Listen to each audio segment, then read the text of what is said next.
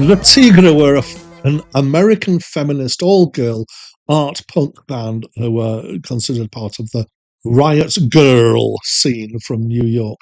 They existed from 1998 to 2007, and they had a couple of reunion stints since then.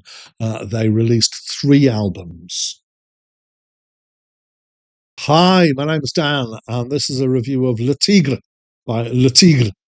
Released in 1999. It was their first album, but it's my second time reviewing this. So before I started this YouTube channel, reviewing through this list, this crazy challenge that I've set myself to get through all 3,000 of the best albums of all time, according to Acclaimed Music, I was reviewing through a list of 1,000 best albums that was a differently put together list on a blog, and this came up on that last list. That means that on this list, it's considerably lower down than it was on that list.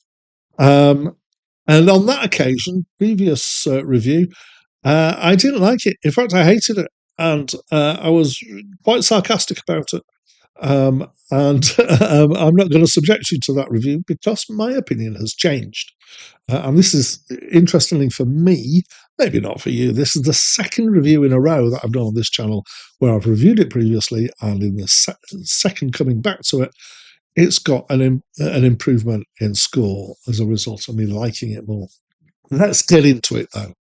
So it's kind of punky. It's got some raucous guitar and some occasional bass, but it's also got a strong reliance on samples and sample loops and drum machines. And the playing is basically not good. It's quite awkward, not played well. I found it better when they're using the samples.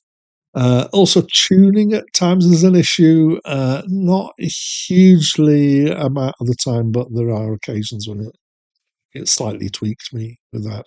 Sometimes this kind of has got a 60s style feel, and so we've got more punk sounding songs, but we've also got more of a kind of 60s vocal girl group sound at times. I feel like the Shangri-Las, who did Leader of the Pack, kind of come to mind strongly for this. And there's a particular thing in the vocal tone that I don't know how it happens. It's a vocal tone that I really like as it happens in the way that it's recorded.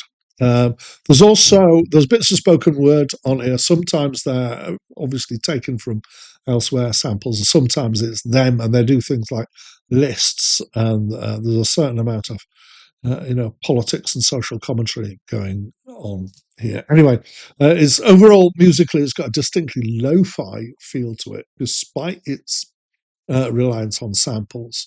And I'm not really sure what has happened in the interim between my first review and the second review. So in the first review, I decried it as being a fine example of the Emperor's New Clothes and saying you can get away with anything if you take it seriously enough. I did listen twice before reading my old review. And as I say, it didn't hit me so badly. I enjoyed it a little bit in patches. There were bits that I wasn't so keen on, but I kind of felt it had a sort of pitched charm this time round.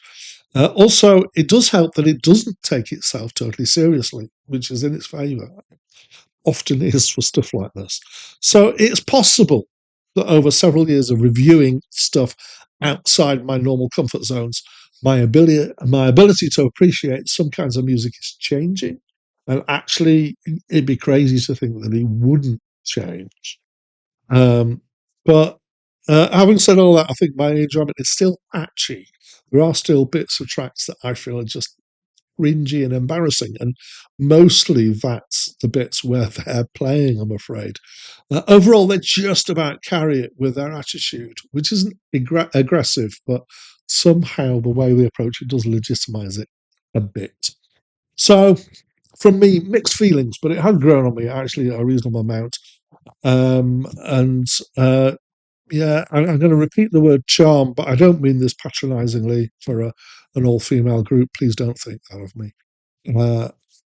This is what I think, though, so I'd love to know what you think of this album. Any Whether you agree with me, whether you disagree with me, if you've got any reminiscences, any factoids you want to throw in, I'd love to hear from you. But that's it from me for now. On the morning of June 14, 1968, a group of hippies fled into the mountains of Colorado to wait for doomsday.